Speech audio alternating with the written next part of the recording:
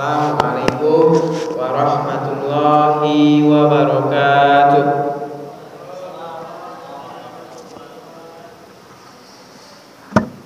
Alhamdulillah,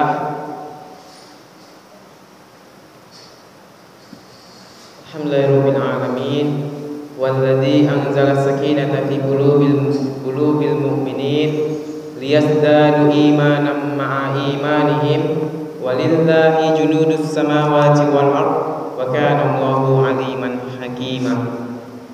Asyhadu an la ilaha illallah wahdahu la syarika lah wa asyhadu anna Muhammadan abduhu wa rasuluh la nabiyya ba'dah. Allahumma shalli wa sallim wa barik ala sayyidina wa habibina wa nabiyyina wa rasulina wa maulana Muhammad ibni Abdillah wa ala alihi wa sahbihi wa man tabi'ahum bi ihsani ila yaumiddin. Subhanaka la ilma lana illa ma 'allamtana innaka antal alimul hakim. Rabbi shrah li sadri wa yassir li amri wahlul 'uqdatam min lisani yafqahu qawli. Senantiasa kita memanjatkan puji syukur kita kehadirat Allah Subhanahu wa taala yang senantiasa memberikan rahmatan hidayah, memberikan segala limpahan curahan nikmatnya kepada kita, yang sehingga jika kita menghitung-hitungnya niscaya kita tidak akan mampu menghitungnya. Tentu marilah kita bersyukur seminimalnya dan mengucapkan hamdalah, alhamdulillahirabbil alamin. Salawat dan salam kita kepada Nabiullah Nabi Muhammad sallallahu alaihi wasallam dengan melepaskan salawat Allahumma sholli ala Muhammad wa ala ali Muhammad serta bersalam assalamu alayka ya Rasulullah.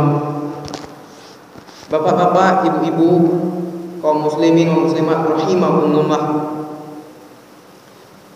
Adapun judul kultum kita pada siang Ba'da zuhur ini sebagaimana judul yang telah ditetapkan oleh Departemen Dakwah dan Kaderisasi FSRMM Riau, yakni penyesalan orang-orang kafir di hari akhirat. Allah berfirman di surah Al-An'am dalam ayat yang sangat panjang. Allah menjelaskan bagaimana penyesalan nantinya orang-orang kafir di hari kiamat. Yang dimulai dari, kita memulai dari ayat 22 sebagai dalil yang bunyinya a'udzubillahi minasyaitonir rajim wa yauma nahsyuruhum jami'a tsumma naqulu lil ladzina asyraku aina syurakaukumul ladzina kuntum taz'umun unzur kaifa kadzabu ala anfusihim wa dhalla anhum ma kanu yaftarun wa minhum may yastami'u ilaik wa ja'alna ala qulubihim akinnatan ay yafqahuhu wa fi adanihim waqara wa iyaraw kalla ayatin la yu'minu biha hatta idza ja'uka yujadilunaka yaqulul ladzina kafaru in hadza illa asatirul awwalin. Shadaqallahul azim. Maka ayat yang kita mulai dari ayat ke-22 sampai dengan ayat ke-25 yang artinya, dan ingatlah pada hari ketika kami mengumpulkan mereka semua kemudian kami berfirman kepada mereka orang-orang yang menyekutukan Allah, di manakah sesembahan-sembahanmu yang dahulu kamu sangka sekutu-sekutu kami? Kemudian tidaklah ada jawaban bohong mereka kecuali mengatakan, demi Allah ya Tuhan kami, tidaklah kami mempersekutukan Allah. Lihatlah bagaimana mereka berbohong terhadap diri mereka sendiri, dan sesembahan yang mereka ada-adakan dahulu akan hilang dari mereka. Dan di antara mereka ada yang mendengarkan bacaanmu Muhammad, dan kami telah menjadikan hati mereka tertutup sehingga mereka tidak memahaminya. Telinganya tersumbat, dan kalaupun mereka melihat segala tanda kebenaran, mereka tetap tidak mau beriman kepadanya. Sehingga apabila mereka datang kepadamu untuk membantahmu, orang-orang kafir itu berkata, ini Al-Quran tidak lain hanyalah dongengan orang-orang terdahulu. Ini adalah sebuah penjelasan dari Allah Subhanahu wa taala yang terdapat di Quran surah Al-An'am yang telah kita bacakan tadi.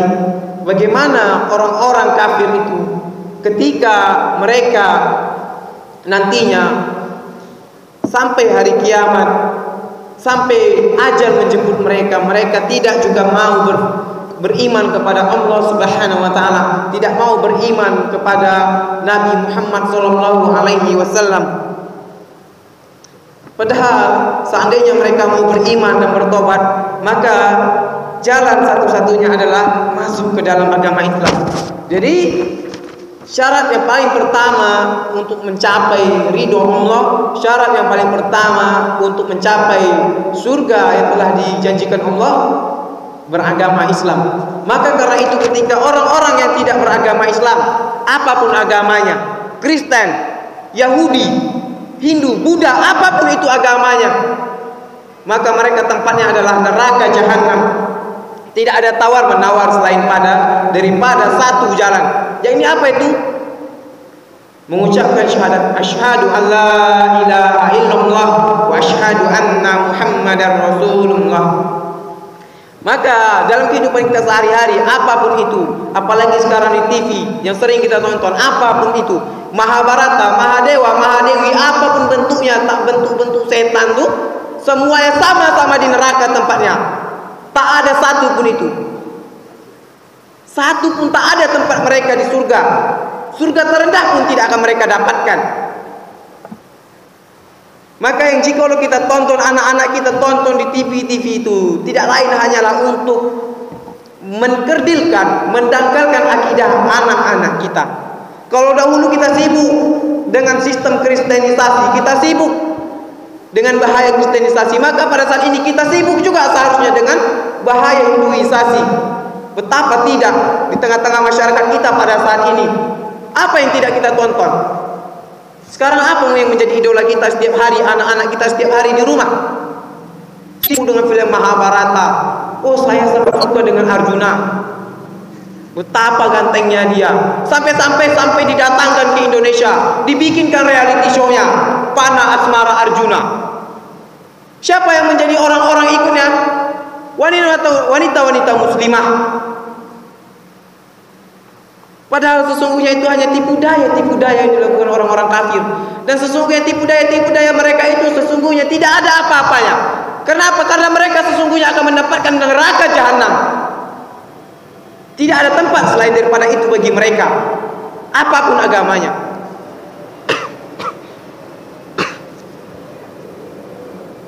Padahal sesungguhnya telah datang kebenaran kepada mereka, telah datang peringatan kepada mereka, telah datang berita gembira kepada mereka. Namun mereka tidak mau mengikutinya. Apa fungsinya Rasulullah SAW itu datang ke dunia? Dia membawa dua fungsi yang selalu disebutkan di dalam Al-Quran, yang selalu disandingkan, Basyira wa Nadhira. Yang pertama sebagai berita gembira, kabar gembira. Yang kedua sebagai orang yang mengingatkan kita semua. Maka Allah telah memberikan kabar gembira. Hai seluruh makhluk yang ada di bumi, aku telah datang diutus sebagai makhluk, sebagai nabi terakhir, sebagai penutup nabi, sebagai penyempurna segala sesuatunya. Maka mengapa engkau tidak mau beriman terhadap apa-apa yang telah aku bawa? Wahai seluruh penduduk bumi, aku datang membawa kepada engkau peringatan yang sangat keras, yakni jika engkau tidak mau mengikuti segala sesuatu yang telah aku sampaikan kepadamu, maka neraka jahanam yang ada menyambut engkau nantinya di hari akhirat tersebut. Tidak ada lain, tidak ada tempat bagi engkau di hari akhirat nanti, di mana tidak ada pelindung bagi engkau nanti, dan tidak di mana engkau nanti pada saat itu engkau tidak mampu berbohong. Bagaimana kita mau berbohong pada saat itu jika segala sesuatunya, mulut kita yang paling utama, yang selama ini di muka bumi ini menjadi pembela kita, menjadi ujung tombak, menjadi pedang utama kita untuk menjadi pembela kita, apapun itu, untuk membenarkan diri kita. Nanti di akhir-akhirat dia akan tersumpal, dia akan tidak mampu berbicara. Maka ini adalah kabar bagi orang-orang kafir, kabar bagi orang-orang di luar Islam, kabar bagi orang-orang yang mendustakan ayat-ayat Allah, kabar bagi orang yang mendustakan agama Allah ini, bahwa tempat mereka tidak ada satu pun kecuali neraka jahanam. Apapun itu jalannya. Padahal Allah telah menjelaskan dalam berbagai ayatnya, sesungguhnya orang-orang Nasrani, sesungguhnya orang-orang Yahudi mengenal bahwa Nabi Muhammad itu seperti mengenal anak mereka sendiri. Namun betapa mereka tidak mau beriman kepada apa-apa yang telah dibawa oleh Rasulullah SAW. Maka tiada tempat yang lebih baik bagi mereka kecuali neraka jahanam.